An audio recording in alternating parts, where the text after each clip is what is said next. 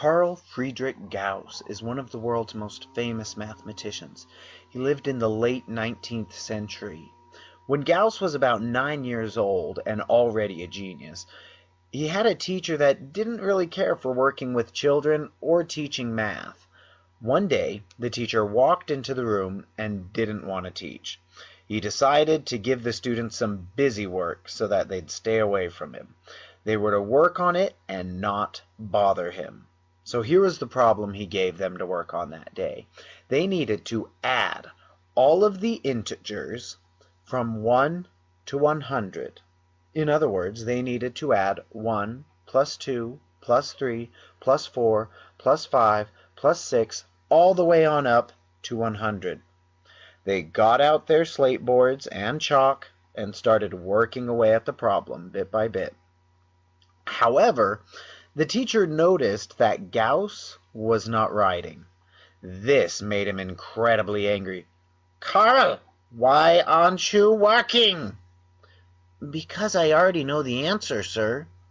"Oh, you're so smart. Why don't you share the answer with the class?" "It's 5,050. What the? How did... Ah! It was true. Gauss had figured it out in his head at 9 years old. There is a trick to it, and here is how he did it. Let's write out the problem like this.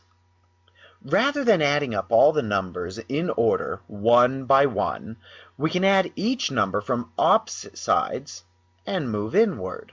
1 plus 100 is 101. 2 plus 99 is 101. 3 plus 98 is 101. And we keep doing that until we reach the very center. 50 plus 51 is 101.